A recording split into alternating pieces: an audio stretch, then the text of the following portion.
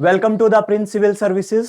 मेरा नाम अमन कुमार अटकान है और जैसा कि आप सब लोगों को पता है, हम साइंस और टेक्नोलॉजी के जो करंट अफेयर्स है उन पे हम वीकली वाइज वीडियोस बना रहे हैं और इस वीडियो की सीरीज में हम आगे बढ़ते हुए वीक नंबर 6 पे आ गए हैं। तो let's continue with this videos. जो हमारी पहली न्यूज है इसके बारे में, यह है एक यूएवी के बारे में जो है इजरायली मेड। अभी ये न्यूज में क्यों है, जिसका नाम है Hermes H900 Starliner UAV unmanned aerial vehicle. अगर हम देखने की बात करें तो this is exactly it is look likes. और ये जो हमारी क्या है, जो हमारा एयरफोर्स है वो अक्वायर कर रहा है किससे, इजराइल से। तो ये जो मैन्युफैक्चरिंग की गई है इस ड्रोन की, यूएवी की, अनमैन्ड एरियल व्हीकल की, ये इजराइल ने की है। और जो हम इसका अक्वायर कर रहे हैं, जो हम ले रहे हैं इजराइल से, ये हमारी नॉर्दर्न बॉर्डर पे रहेगा।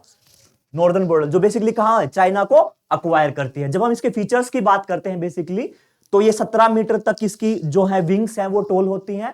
और अगर इसकी एक बार फुल चार्ज करने के बाद, अगर आपने इसका फ्यूल कंप्लीट फिल कर दिया है, तो उसके बाद ये कंटिन्यूसली 36 आवर तक की नॉन स्टॉप फ्लाई कर सकता है। और मैक्सिमम जो इसकी एल्टीट्यूड होल्ड करेगा वो तकरीबन 30,000 फीट के राउंड का ये हाइट या एल्टीट्यूड अक्वायर कर सकता है। और सबसे एडवांस जो ड्रोन माने जाते हैं, उन एडवांस ड्रोन्स में से इजराइल जो प्रोवाइड करता है उनमें से एक ड्रोन ये भी है। और अगर हम शॉर्ट फॉर्म में इसकी बात करें, अगर मैं हर्मीज 900 स्टारलाइन की बात करूं, तो they are basically known as H900।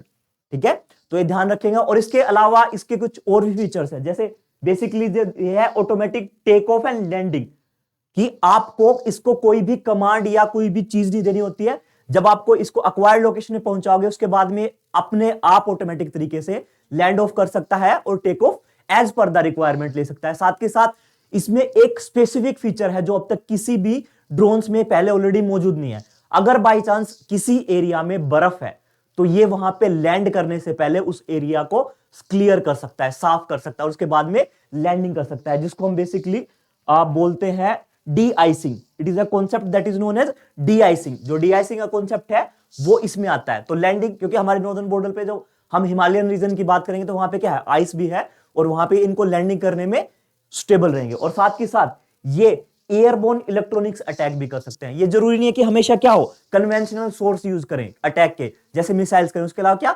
Electric shock भी दे सकते हैं। और इलेक्ट्रिक जब अटैक करेंगे, तो ये वाले अटैक बेसिकली सामने वाले के जो रडार सिस्टम है या रेडियो फ्रीक्वेंसी वाला सिग्नल है, जो सिस्टम्स होते हैं, उनको निष्पक्ष या उनका निरस्त करने के लिए काम आते हैं, उनको फेल करने के लिए इलेक्ट्रॉनिक्स अटैक काम आते हैं। तो बेसिकली इस न्यूज को ध्यान रखिएगा।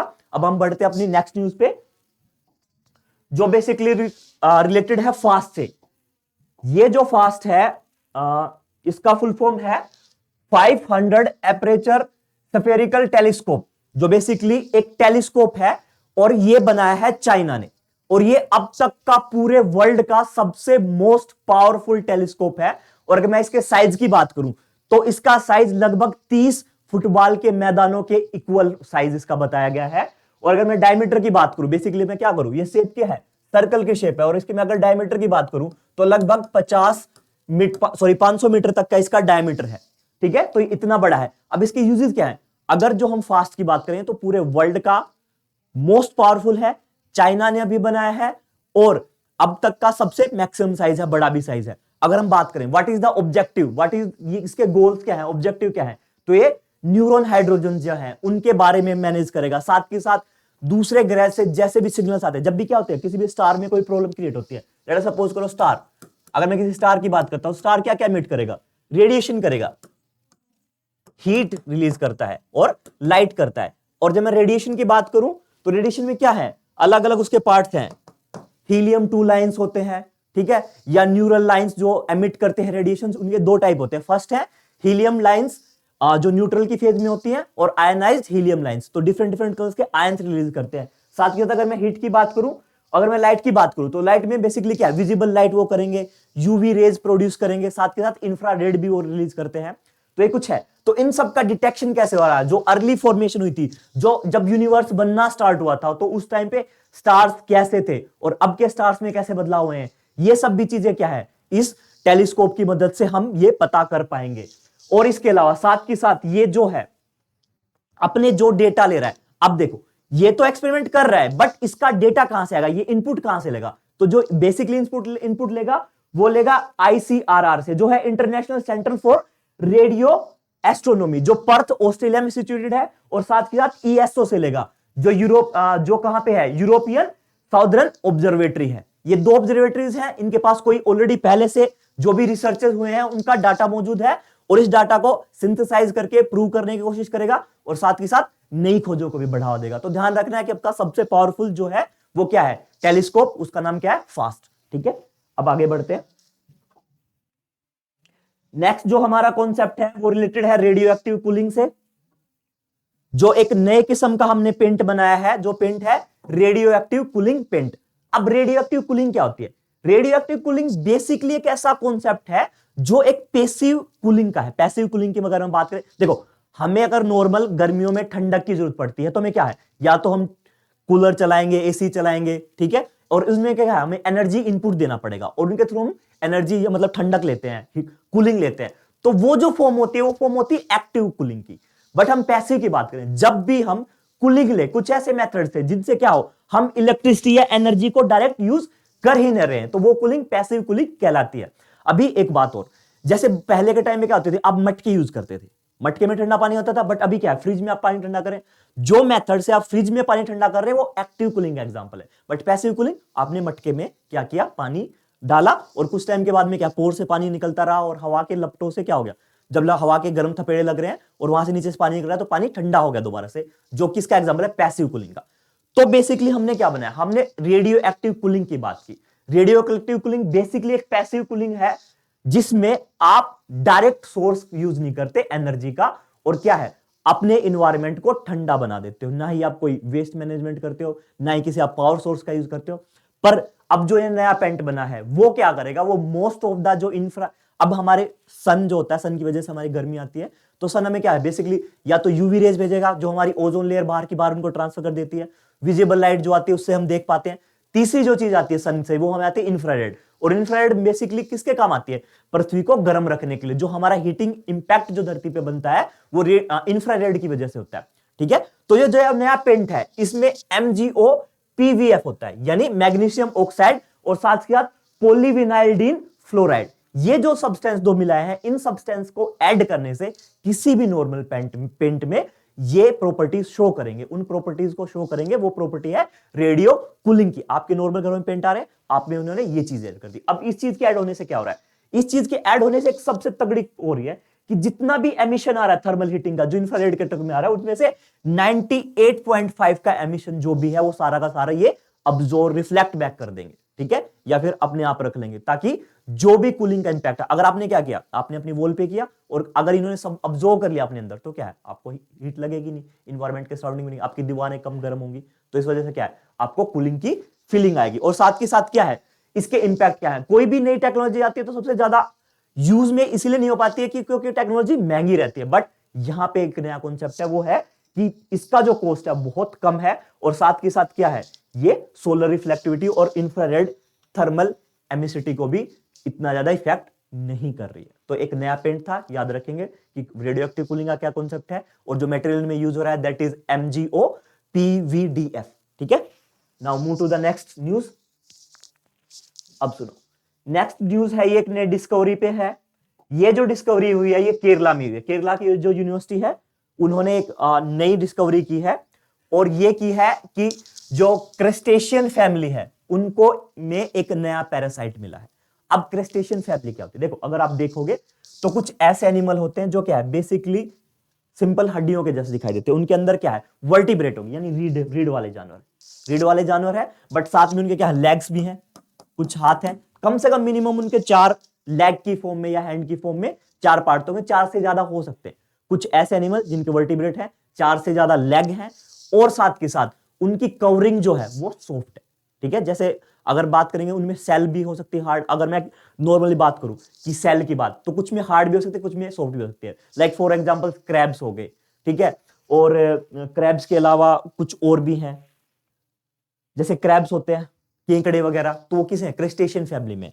अब क्रस्टेशियन फैमिली में एक नया पैरासाइट देखा गया। ठीक है, जो हमारी यूनिवर्सिटी थी केरला की, उन्होंने ये रिसर्च किया, यूनिवर्सिटी ऑफ केरला ने, और उन्होंने अब पैरासाइट क्या होते हैं, देखो, जब भी कोई बाहरी पर, हिंदी में इनको बोलते हैं परभक्षी टाइप में, कि क्या करते हैं, ये अपना खाना बनाने की बजाय खाना जो लेते हैं वो दूसरे के सेल के ऊपर डिपेंडेंट करते हैं। लाइक कि अमर बेल होते हैं, वो भी क्या है, पैरासाइट के एग्जाम्पल है। तो बेसिकली जो हमें एक नया पैरासाइट मिला है जो ऐसा दिखाई देता है, ये बेसिकली क्या है, ये जो अपना जीवन पूरा यापन करता है, ये किनके ऊपर करता है, क्रैब्स के ऊपर कर रहा है, क्रिस्टेशियन फैमिली के ऊपर करता है। और अभी इसकी बॉडी पे क्या इंपैक्ट है, बॉडी पे सबसे ज्यादा इंपैक्ट ये है कि ये पैरासाइट ऐसा है जो इनके लिए फैटल है।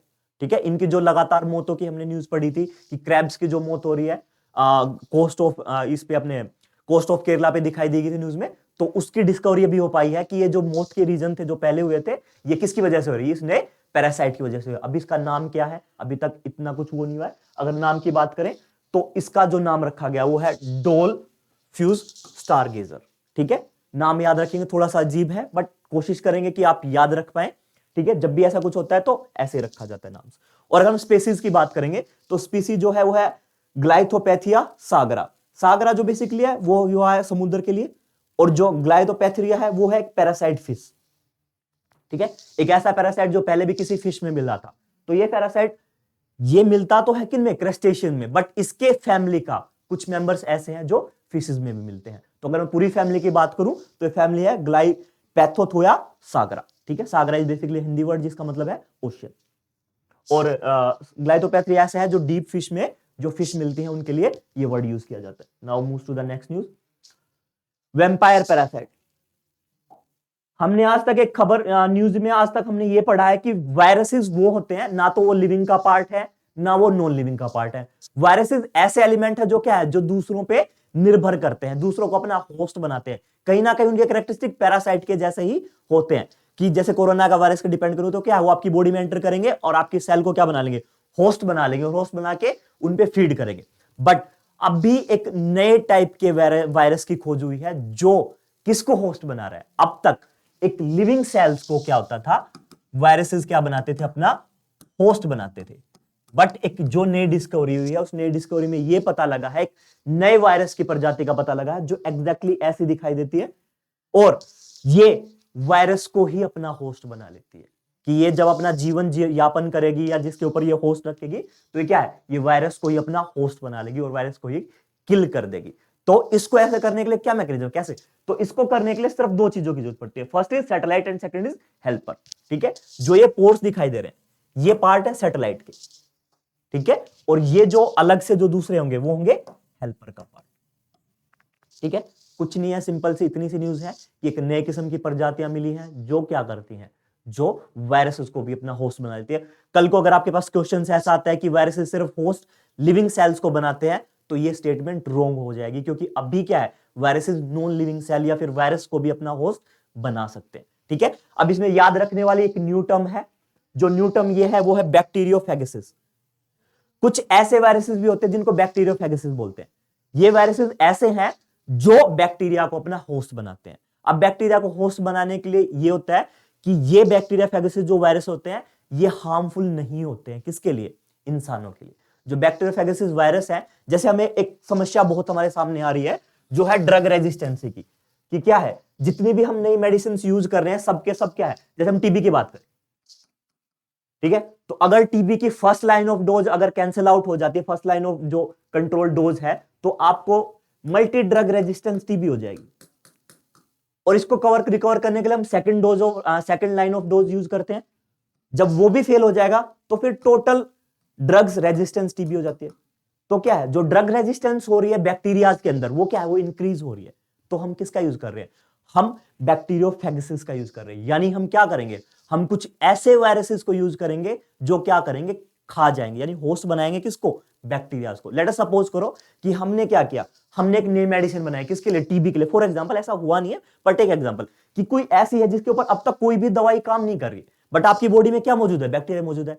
आपने क्या किया, आपने क्या किया, बैक्टीरियोफेगेसिस नाम के वायरस बॉडी में इंजेक्ट कर दिए। वो क्या है, वो होस्ट बनाएंगे किसको, बैक्टीरिया को। ट्यूबरकुलोसिस बैक्टीरियम जो है, बैक्टीरिया जो बैक्टीरियम ट्यूबरकुलोसिस जिसका क्या है, टीबी का रीजन होता है, तो उनको खा जाएंगे। तो मे भी ऐसी पॉसिबिलिटी है कि बैक्टीरियोफेगेसिस जो है वो इंसानों को हेल्प करेंगे, और ये वायरस जो है ये हेल्पफुल हो सकते हैं किनके लिए, इंसानों के लिए। तो डिस्कवरी यही रखनी है। बैक्टीरियोफेगेसिस थे जो बैक्टीरिया को खाने वाले वायरस थे, वो तो मौजूद थे, बट अब बैक्टीरिया को खाने वाले खुद बैक्टीरिया मिल गए। ठीक है, तो ध्यान रखेंगे ऐसा। Now move to the next question. ये हमारा कुछ डिफेंस का पार्ट है। एक एक्सरसाइज हुई है that is bongo Sagar 2023। Guys hold on एक बार, ठीक है। बोंगो सागर एक्सरसाइज हुई है और ये कहां हुई है? ये नॉर्दर्न साइड में हुई है, बे ऑफ बंगाल में। ये दो एक्सरसाइज एक साथ हुई है, CORPAT exercise and Bongo Sagar exercise. और इनमें ये बीच में हुए दो कंट्रियों के बीच में, जो नॉर्दर्न बे ऑफ बंगाल में हुई है, और ये इंडिया और बांग्लादेश के बीच में होती है। हर साल होती है एक्सरसाइजेस, और इस साल का एडिशन जो हुआ है वो हुआ है northern side of Bay of Bengal के। ठीक है, आप याद रखेंगे। अगर हमारी तरफ से आईएनएस की बात करें तो दो आईएनएस गए थे, एक तो था कुठार और सेकंड है आईएनएस किल्टान। अगर मैं कुठार की बात करूंगा तो ये गाइडेड क्रूज मिसाइल का यूज कर रहे हैं, बट अगर मैं कुठार की बात करूंगा तो ये क्या है? Anti submarine type Indian naval ship है। तो ध्यान रखेंगे, कुठार जो है वो मिसाइल के लिए है, बट जो किल्टान है वो किसके लिए है? This is basically for the submarine, anti submarine Indian naval ship है। और कुछ याद रखने के लिए, इतना याद रखने के लिए। और साथ के साथ क्या है? इंडियन मैरीन पेट्रोल, वो सब तो जो हर साल होता है वही है। ठीक है, now move to the next. Next जो है वो रिलेटेड है कैंसर से। ठीक है, and it basically the skin cancer. अभी हमने एक नए टाइप के कैंसर की थिंग को नोटिस किया है। वो नोटिस करने का है कि non melanoma type of skin cancer है। जैसे हमारे स्किन कैंसर में क्या होता है कि कई जैसे अगर मैं वुमेन, अभी फेस पे तो सभी के बाल होते हैं, चाहे वो मैन हो वुमेन हो, बट मैन में क्या होता है? फेस पे जो हेयर है वो प्रोमिनेंट होते हैं, ज्यादा अच्छे तरीके दिखाते हैं। बट हेयर तो मौजूद वुमेन्स के भी होते हैं, बट वो इतने प्रोमिनेंट नहीं होते हैं। ठीक है, तो इन्हीं पे हेयर्स के पोर्स में से कई बार क्या होता है? कैंसर की सेल्स डिटेक्ट होने लगते हैं। जैसे भी क्या होता है कि लेट अस सपोज करो कि ये नॉर्मल सेल्स है, ठीक है, यहां पे वेदर, जब भी ये पोर्स, जैसे इसकी बात करूं मैं पोर, अब ये आउटर स्क्रीन पे बाहर नहीं निकला, अंदर के अंदर क्या है? अब या तो ऐसा होता है कि इसका पूरा अच्छे से डेवलपमेंट होता और फिर ये हेयर के फॉर्म में बाहर निकल जाता। बट हमने ऐसा देखा है कि जब इन फोलिकल्स का, इनको क्या बोलते हैं? फोलिकल्स। इन फोलिकल्स का जब डेवलपमेंट नहीं होता, ये बाहर की तरफ नहीं निकल पाते आपकी स्किन से, तो अंदर ही अंदर ये ट्यूमर का या फिर स्किन कैंसरस सेल्स का रूप ले लेते हैं। और ऐसी ही कैंसर को हम बोलेंगे नॉन मेलानोमा स्किन कैंसर। और ये प्रोमिनेंटली रूप से देखा गया है। अभी ऐसा क्यों है? ऐसा ये माना जाता है कि इसके रीजन में पीछे दो चीजें, एक तो है basal cell carcinoma that is known for BCC, and second है squamous cell carcinoma. Carcinoma basically cancerous cell जो होती हैं, ये दो सेल्स ऐसी हैं जो मोस्ट प्रोमिनेंटली रोल प्ले करती हैं नॉन मेलानोमा स्किन कैंसर के लिए। अब क्या ये एकदम से बन रही है? क्या ये पहले से मौजूद थी? हां, ये आंसर ये है कि ये पहले से मौजूद थी, बट बात ऐसा है कि ये जैसे भी आप सनलाइट में जाते हो, कुछ लोग ऐसे हैं जो क्या मोस्ट ऑफ द टाइम सन में रहते हैं, बाहर आउटडोर में रहते हैं, ज्यादा काम करते हैं, तो यूवी रेज की वजह से, यूवी जो अल्ट्रावायलेट रेज हैं, उनकी वजह से ये दोनों के दोनों कार्सिनोमा सेल्स जो होती है वो एक्टिवेट हो जाती है। और इन्हीं के एक्टिवेशन की वजह से क्या होता है? आपको non melanoma type of skin cancer हो जाता है। अब किस में हो सकता है? क्या कोई एज फिक्स ग्रुप है? आंसर इज नो, ये किसी भी एज में हो सकता है। और क्या आपको प्रीडोमिनेंटली रूप से दिखाई देगा कि आपको सीवियरिटी रूप से दिखाई देगा? नहीं, ऐसा भी नहीं है कि आपको सीवियर रूप से पता लगेगा कि कैंसर हो गया। नहीं, अगर कभी ऐसा भी हो सकता है कि आपको हल्का सा अपनी बॉडी पे चेतक्के का निशान दिखाई दे, बट जब आप एग्जैक्टली देखोगे तो वो नॉन मेलानोमा स्किन कैंसर का टाइप हो सकता है। तो बेसिकली आपके फेस पे भी हो सकता है, कमर पे भी हो सकता है, कहीं पे भी हो सकता है नॉन मेलानोमा टाइप। और ये छोटे छोटे चितक्कों के रूप में होता है, जो छोटे छोटे पोर्स के टाइप के। ठीक है, अब हाँ, इलाज क्या है इनका? सेम हुई है, कीमोथेरेपी यूज कर सकते हैं आप, ठीक है, या फिर targeted radio medicine use, radiology का यूज कर सकते हैं। कीमोथेरेपी तो हर एक चीज में यूज आती है, साथ टारगेटेड मेडिसिन यूज कर सकते हैं, फोटोडायनेमिक थेरेपी का यूज कर सकते हैं। और अगर रिजल्ट की बात करूं तो एक डाटा आया था 2009 में, जिसके अकॉर्डिंग लगभग 6 बिलियन लोगों को, जिनकी वर्किंग एज ग्रुप 15 साल से लेके ज्यादा है, यानी वर्किंग है, जो काम करने वाले, अगर वो बाहर धूप में काम कर रहे हैं, तो लगभग 6 बिलियन लोगों को जो डायरेक्ट कॉन्टेक्ट में आते हैं किसके? नॉन मेलानोमा कैंसर के, तो उनमें ये सिम्टम्स देखे गए हैं। और साथ के साथ ये माना जाता है कि कम से कम 183 कंट्रीज में इनका इंपैक्ट देखा गया है, और मोस्टली ये मेंस में देखा जाता है। ठीक है, जैसे ब्रेस्ट कंपोनेंट और का हम करेंगे तो डोमिनेंटली कहां होता है? वुमेन्स में होता है। तो ये non melanoma type of skin cancer women में देखा गया है। तो ऐसा माना जाता है कि अगर आप डायरेक्ट सन की यूवीज को इंपैक्ट करोगे तो आपको नॉन मेलानोमा हो रहा है। तो मोस्टली ये कहां पे देखा जाता है? प्रोमिनेंटली मेंस में देखा जाता है। Next is arrow 3 defence missile system. ठीक है, सिंपल सी बात है, इजराइल का है। कुछ पहले की वीडियोस में भी हम इनके बारे में बात कर चुके हैं। ठीक है, कि पहला अगर हम फर्स्ट लेयर ऑफ प्रोटेक्शन की बात करें तो क्या है इजराइल का, आयरन डोम। सेकंड लेयर की बात करेंगे तो आयरन डोम के लिए मैंने अलग से वीडियो बनाई थी। देन हमने डेविड स्लिंग के बारे में बात की थी हमने पहली वीडियोस में। ठीक है, डेविड स्लिंग जो क्या है सेकंड लेयर पे है, और थर्ड लेयर पे है एरो 3। जब हम आयरन डोम की बात करते हैं तो आयरन डोम बेसिकली एक ऐसा सिस्टम है जो क्या करता है, जो सिर्फ और सिर्फ जो छोटे रेंज की शॉर्ट रेंज की मिसाइल्स हैं या छोटे मोर्टार्स हैं, गोला बारूद, उनको ही कंट्रोल कर पाता है। बट जब मैं किसकी बात करूं, डेविड स्लिंग की बात करूं, तो डेविड स्लिंग क्या है मीडियम रेंज के। और डेविड स्लिंग के बारे में मैंने आपको स्टोरीज भी बताई थी, जो वहां पे है बाइबल की बुक में है, बुक ऑफ जोशुआ में स्टोरी दी हुई है डेविड स्लिंग के बारे में। साथ के साथ ये क्या मीडियम रेंज की जो मिसाइल्स हैं उनको अटैक कर पाती है। पर आज हम बात करने वाले हैं एरो 3 के बारे में। एरो 3 के इससे पहले भी एडवांस वर्जन, मतलब पहले के भी वर्जन है, जो एरो 1 है, एरो 2 है, बट करंटली इजराइल जो यूज कर रहा है वो एरो 3 मिसाइल डिफेंस सिस्टम कर रहा है। सेम वही, एग्जैक्टली वही, कि क्या करेगा, सामने से कोई मिसाइल आ रही है और क्या उसको हवा की हवा में मार देगा। That is defined missile defence system. ठीक है, अब जो एरो 3 है वो कहां है, वो सिंपल अगेन कोलैबोरेशन किसके साथ, यूएसए के साथ कोलैबोरेशन किया था, तब मिला था।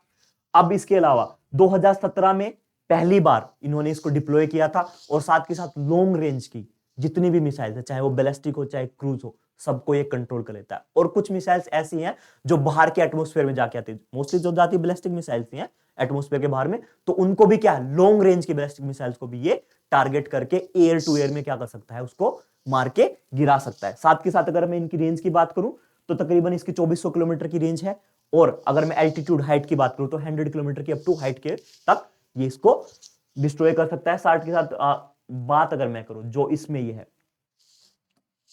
ये देख रहे हो, this is the interceptor missile, किसकी, एरो 3 की। ठीक है, जो इसकी रेंज ये है। और साथ के साथ जो अगर मैं इसमें फ्यूल की बात करूंगा तो 2 स्टेज के सॉलिड फ्यूल यूज करती है ये जो इंटरसेप्टर मिसाइल है, किसकी, एरो 3। ठीक है, और बाकी इसमें कुछ नहीं है, सेम वही कि इनकमिंग मिसाइल आएगी और उन सबको डिस्ट्रॉय कर देंगे, आपको पता ही है। और जिनको नहीं पता है प्लीज पीछे की वीडियोस में जाके देख लें। अभी नॉर्थ बंगाल में एक जॉइंट मिलिट्री एक्सरसाइज हुई है जिसको त्रिशक्ति प्रहार बोलते हैं। और त्रिशक्ति प्रहार, जैसे त्रि का मतलब 3 होता है, वैसे ही क्या हमारी तीनों जो फोर्सेज हैं, इंडियन आर्मी, इंडियन नेवी और इंडियन एयरफोर्स, तीनों ने मिलकर साथ में ये जॉइंट एक्सरसाइज को फॉलो किया है, और जो कहां पे, नॉर्थ बंगाल में हुई है। ठीक है, और कुछ नहीं है, इन्होंने बेसिकली क्या है इसमें जो ये पॉइंट आप देख लीजिएगा, कुछ पढ़ाने लायक नहीं है, सब देखने लायक है।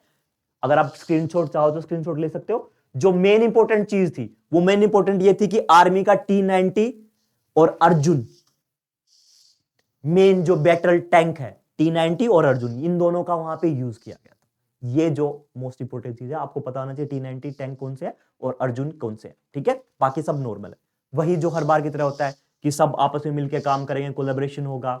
ठीक है, फॉरेन पार्टिकल्स के लिए सब वही फॉरेन एनिमी जो आएंगे उनके अगेंस्ट में। Now move to the next, यह है इग्ला एस। इग्ला एस जो मेड किया है रशिया ने इसको बनाया है। और इग्ला एस है ये, जो क्या है, man portable missile air defence system. Man, जिनको हम बेसिकली भाषा में मैन पेट्स बोलते हैं, आपने मूवीज में देखा होगा, अगर नहीं देखे तो सब मूवीज में क्या है, वो कंधे पे रख के वो चलाते हैं गोला बारूद, सेम वही है। ठीक है, कि इसको क्या करेगा, एक इंसान सिंपल तरीके से इसको यूज कर सकता है। तो ये रशिया की है, मोस्ट एडवांस है। अगर हम वेस्टर्न कंट्रीज की बात करें तो हम तो इसको रशिया में इसको इग्ला एस के नाम से जाना जाता है। अगर हम वेस्टर्न की बात करें, यूरोप की बात करें, या फिर मैं यूएसए की बात करूं, तो वो लोग इसको SA-24 ग्राइंच के नाम से बोलते हैं, SA-24 ग्राइंच। ठीक है, तो इसको क्या है, जो हमारी इंडियन आर्मी है वो इसको अक्वायर करने वाली है। और सबसे पहले अगर हम रशिया की बात करें तो रशिया में 2004 में इसको डिप्लॉय किया था। और ये ऐसा माना जाता है कि जितने भी शॉर्ट रेंज पे क्या है, टैंक को मार सकती है, शॉर्ट रेंज पे जो लो लेवल पे एरोप्लेन्स जा रहे हैं उनको गिरा सकती है, ड्रोन्स को गिरा सकते हैं, और पोर्टेबल है, सिंगल मैन यूज कर सकता है। और अब तक की क्या है, बहुत हैवियर है, और सबसे ज्यादा डैमेज की कैपेसिटी जो है रशिया की जो मैन पोर्ट्स में है, सबसे मैक्सिमम पावरफुल ये है। ठीक है, तो ध्यान रखेंगे, ग्लास किसकी है, रशिया की है, मैन पोर्टेबल डिवाइस है, SA-24 ग्राइंच बोलते हैं वेस्ट के लोग इसको। और साथ के साथ ये हमें अक्वायर करने वाले हैं। और अगर इनकी बात करें रशिया की, तो 2004 में ये इसको सर्विस में लेके आए थे, और इस साल या फिर अगले साल ये हमें क्या दे देंगे, इसका प्रोडक्शन की परमिशन भी दे देंगे। एक और न्यूज है ड्रोन से, ठीक है, और ये जो ड्रोन है इसका नाम है MQ-4C ट्राइटोन। अभी क्या हुआ है, एक नॉर्थरोम ग्रूमैन का ग्रुप है, कॉर्पोरेशन है, उसने ये अनाउंस किया है कि वो ऑस्ट्रेलिया को क्या करेगा, MQ-4N ट्रिस्टियन एयरक्राफ्ट देगा। ठीक है, एयरक्राफ्ट है, बेसिकली अनमैन्ड है, और ये बनाया किसने, अमेरिका की कंपनी है नॉर्थमैन ग्रूमैन। और अब जो पहले जब बने थे तो एक लिंकअप हुआ किसके बीच में, यूएस की नेवी के बीच में एंड ऑस्ट्रेलियन एयरफोर्स के बीच में ये कोलैबोरेशन हुआ है, जिसके तहत क्या करेंगे, जो नॉर्थमैन ग्रूमैन कॉर्पोरेशन है जो यूएसए में लोकेटेड है, वो इसको क्या करेगा, दे देगा नॉर्दर्न आर्मी, किसको, रॉयल ऑस्ट्रेलियन एयरफोर्स को। तो ये इनके बीच में कोलैबोरेशन हुआ है। अब थोड़ा सा इसके बारे में जान लो कि क्या है।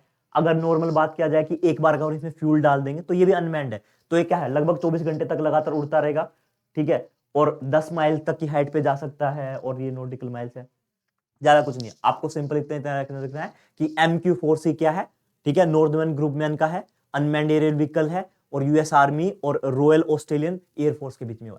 देखो, अगर मेन क्वेश्चन आता भी है तो ये मेरे हिसाब से जहां तक मुझे लगता है ये 4 ऑप्शंस में कहीं मौजूद हो सकता है। ठीक है, आपसे वो पूछ लेंगे कि इंडिया ने कोलैबोरेशन में कौन सा लिया है, तो वो ये एक ऑप्शन डाल सकते हैं कि जो हमने तो अक्वायर किया नहीं है, बट क्या है 4 ऑप्शन देने, तो कहीं ना कहीं MQ-4C ट्राइटोन के बारे में दे सकते हैं, बट डायरेक्टली वो नहीं पूछेंगे आपसे कैसा कुछ, या फिर मैच ऑफ द फॉलोइंग में क्वेश्चन आ सकता है, बाकी इतना ही।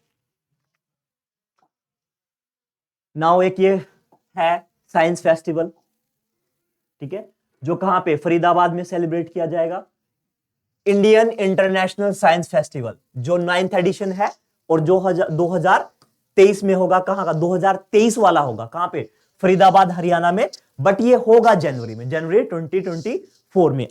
ठीक है, हर साल होता है, ऐसे कुछ नहीं है। सबसे पहले की अगर मैं बात करूं तो 2015 से स्टार्ट हुआ था फर्स्ट टाइम पे, और जो 2021 की बात करूं तो उसमें डिपार्टमेंट ऑफ स्पेस एंड साथ के साथ डिपार्टमेंट ऑफ एटॉमिक एनर्जी को भी एज ए इंटीग्रल पार्ट के रूप में पहली बार इंडियन इंटरनेशनल साइंस फेस्टिवल में पार्टिसिपेट किया गया था। तो ध्यान रखेंगे अगर स्टेटमेंट ऐसा कुछ आता है कि डिपार्टमेंट ऑफ, क्योंकि सबको क्या लगता है कि यार डिपार्टमेंट ऑफ स्पेस तो बहुत पहले बना था, या फिर डिपार्टमेंट ऑफ एटॉमिक एनर्जी पहले बना था, तो बहुत पहले से क्या होंगे, इस इंटरनेशनल साइंस फेस्टिवल का पार्ट होंगे, जो 2015 से स्टार्ट हुआ, तो उनको लगेगा 2015 से ही काम करे। बट पिछले साल ही ऐसा हुआ था कि 2021 में ऐसा हुआ था कि on the very first time department of space and department of atomic energy ने पहली बार पार्ट किया था IIFS में। और जो ये 2023 का एडिशन होगा, ये जनवरी के मंथ में होगा, फरीदाबाद में 14 से लेके 20 जनवरी को 2024 में, और ये फरीदाबाद में होने वाला है।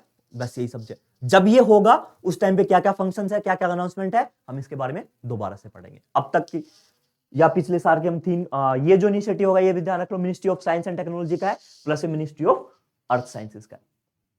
ठीक है, ये 2 मिनिस्ट्रीज मिलकर इसको ऑर्गेनाइज कराती है, इन दोनों का कोलैबोरेशन के साथ में होता है। जब ये होगा जनवरी में तो हम इसके बाद में और डिटेल से पढ़ेंगे, बट अभी आपको इतना ध्यान रखना है।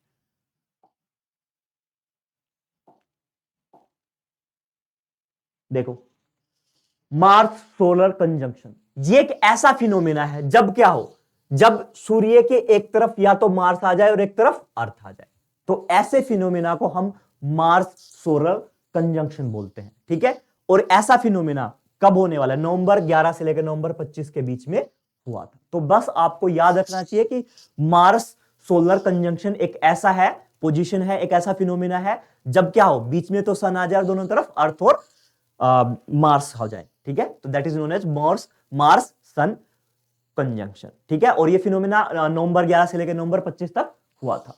अब दो मून की बात कर लो, जैसे हमारे पास क्या है, हमारा एक ही मून है, यहां पे 2 मून है, फेबोस एंड डीमोस, जो किसके है, मार्स के। And I hope this is the, ना अभी नहीं है ना, ये हमने नया हेलमेट क्रिएट किया है। ठीक है, जो क्या है, first rifle rated ballistic helmet है, और एक कानपुर बेस्ड MKV लिमिटेड ने किया। तो इसका नाम है कार्वोडोमा 360। अब 360 क्यों किया गया है, ये जो हमारे जो भी इसको पहनेंगे सोल्जर, जो भी इनको पहनेंगे उसको एक 360 डिग्री का प्रोटेक्शन देता है, और ये पहला ऐसा है जो किसी राइफल के अगेंस्ट में भी काम कर सकता है। अगर किसी ने राइफल से अटैक कर दिया तो उसके बियर कर लेगा, और ये पूरी प्रोटेक्शन करता है 360 एंगल की। ठीक है, तो अब तक का पहला है इंडियनाइजेशन है, तो ध्यान रखेंगे। और ये कुछ पॉइंट्स है, कुछ ही बताने लायक नहीं है, कुछ नाम है कि AK-47 के अगेंस्ट काम कर सकता है, M80 के अगेंस्ट काम कर सकता है, M139 राइफल बेल्ट के अगेंस्ट काम कर सकता है। तो ध्यान रखेंगे, अगर आपको पढ़ना है, स्क्रीनशॉट लेना है, आप ले सकते हैं, बस थ्योरी है पूरे की पूरी। ठीक है, तो ध्यान रखेंगे, इंडिया में डेवलप हुआ है, कानपुर में हुआ है, और इंडिया की ही टेक्नोलॉजी है। ठीक है, नेक्स्ट एक और एक्सरसाइज है, एक्सरसाइज कवच के बारे में, दैट इज सागर कवच। ठीक है, ये जो हुई है सागर कवच, ये केरला और माहे के पोर्ट पे हुई है। ये माहे अलग है, महाराष्ट्र वाला नहीं है, ध्यान रखेंगे, माहे एक अलग है। ठीक है, और ये क्या है, एक साल में 2 बार होती है। अब इसके पार्टिसिपेंट्स कौन थे? सब के सब पार्टिसिपेंट, ध्यान रखेंगे, बहुत सारे पार्टिसिपेंट थे। जितनी भी सेंट्रल एजेंसीज है और जितनी भी स्टेट एजेंसीज है, सबकी सब इसमें पार्टिसिपेट करती है। Like for example, Indian navy participate करेगी, कोस्टल पुलिस पार्टिसिपेट करेगी, स्टेट पुलिस पार्टिसिपेट करेगी, साथ के साथ IB पार्ट करेगी, customs, CISF, department of port, department of fisheries, directorate of general of lighthouses and light ships, DGLL and कोडलेरा जगीरथा समिति, ये जो एक लोकल समिति है केरला में, ये भी इसमें पार्टिसिपेट करती है। तो ध्यान रखेंगे, बहुत सारी पार्टीज हैं, और दोनों के दोनों, even state and central agency सबकी सब पार्ट हो रही है। और जो इस साल का जो एडिशन हुआ है, जो साल में 2 बार होता है, जो अभी हुआ था 2 दिन का कोस्टल सिक्योरिटी की एक्सरसाइज सागर कवच, वो केरला और माहे की बॉर्डर पे हुई है, कोस्ट पे किनारे पे हुई है। ठीक है, हाँ, और एक और चीज, इसमें 2 टीम बनी होती है, एक तो रेड टीम होती है, एक ब्लू टीम होती है। जो रेड टीम होती है वो अटैक करती है, ठीक है, और जो ब्लू टीम होती है वो डिफेंस का काम करती है। और ऐसे एज ए एक्सरसाइज इसको किया जाता है कि रेड वाले क्या करेंगे, दोनों इंडिया के होंगे, दोनों अलग अलग डिपार्टमेंट के होंगे, बट क्या है, उनके बीच पार्टिसिपेंट्स के बीच में एक कंपटीशन होगा between red team and blue team, blue force and red team and blue team. तो ध्यान रखेंगे, रेड टीम और ब्लू टीम किससे रिलेटेड है? सागर कवच एक्सरसाइज से। Next is a cruise missile, Nirbhaya cruise missile. ठीक है गाइस, अगर मिसाइल्स की बात करें तो मिसाइल बेसिकली 2 तरह की होती है, पहली होती है बैलिस्टिक मिसाइल, सेकंड होती है क्रूज मिसाइल। अगर मैं बैलिस्टिक मिसाइल की बात करूं तो बैलिस्टिक मिसाइल हमेशा 45 डिग्री के एंगल बना के बाहर जाएगी एनवायरमेंट से, और बाहर आने के बाद में क्या है, दोबारा अपने टारगेट पे अटैक कर देगी। ठीक है, और अगर मैं क्रूज मिसाइल की बात करूं तो ये अर्थ के सरफेस के साथ साथ काम करती है, और ये नेविगेशन के साथ भी काम करती है। तो ये अपना पाथ चेंज कर सकती है, बट ये अपना पाथ चेंज नहीं कर सकती। बैलिस्टिक मिसाइल नहीं चेंज कर सकती, क्रूज मिसाइल अपना पाथ चेंज कर सकते हैं। और इसके अलावा साथ के साथ ये नेविगेशन पे काम करती है, और ये रडार की पकड़ में जाती है ballistic missiles. But cruise missiles जो कि सरफेस के बिल्कुल नजदीक से गुजरती हैं, तो इसलिए क्या होती है, वो पकड़ में मौजूद नहीं आती है। तो ये जो हमारी निर्भया किस्म की है, जो ये क्या है, क्रूज मिसाइल है। अब क्रूज मिसाइल से क्या क्लियर होगा कि अर्थ के सरफेस के बिल्कुल पास से चलेगी, और साथ के साथ क्या है, इंडिया के फर्स्ट इंडियन स्वदेशी किस्म की क्रूज मिसाइल है, और डेवलप करने के लिए आता है DRDO डेवलप करेगा। ठीक है, अब इसमें याद रखने वाली 2-3 चीजें। पहली चीज तो ये है कि ये सॉलिड प्रोपेलेंट बूस्टर मोटर, जैसे हम किसकी बात करते हैं, जैसे हम रॉकेट्स में बात करते हैं बूस्टर्स की, तो इसमें सॉलिड प्रोपेलेंट टाइप के बूस्टर्स लगे। और अगर हम क्या करेंगे, सिंपल यही इंजन है। अगर इसकी बात करेंगे, ये वॉर हेड है, ठीक है, और ये बीच का मैकेनिज्म है, और ये इसमें विंग्स लगी हैं इसकी टू मैन्यूवर, चेंज करने के लिए डायरेक्शन। ठीक है, और क्या है, सॉलिड प्रोपेलेंट है। अगर इसकी बात करें, स्पीड की बात करें, तो क्या है, 0.7 मैक की स्पीड है। अब मैक क्या होता है, अगर आपको पता होगा, एक चीज ये भी ध्यान रख लो, मैक के बारे में सुन लो। 1 मैक की जो कंडीशन होती है, अगर आपकी स्पीड 343 मीटर पर सेकंड की है, तो क्या कहलाएगा, 1 मैक के इक्वल कहलाएगा। ठीक है, और उसी स्पीड को हम सोनिक स्पीड बोलते हैं। अगर आपकी स्पीड 1 मैक से कम है, ठीक है, तो उसको हम बोलते हैं सब सोनिक।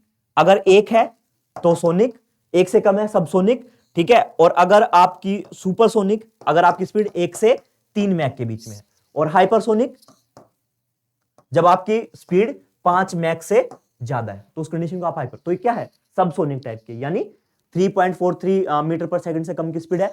और मोस्टली ऐसा देखा ही जाता है कि जो क्रूज मिसाइल्स होती है वो हमेशा सोनिक या सबसोनिक की कैटेगरी में आती है, बट बैलिस्टिक मिसाइल्स हाइपरसोनिक भी हो सकती हैं। ठीक है, तो ध्यान रखेंगे ये है। और साथ की साथ इसमें एक अच्छी टेक्नोलॉजी है, अब तक ये मैंने बताया ना कि क्रूज मिसाइल्स किस पे काम करती है, बैलिस्टिक नेविगेशन सिस्टम पे काम करती है। तो अब तक जितनी भी हमारी थी वो जीपीएस पे काम करती है। तो अभी ये किस पे काम, या तो ये जीपीएस पे काम कर सकती है और नाविक पे भी काम करती है। और नाविक क्या है, इंडियन नेविगेशन सिस्टम।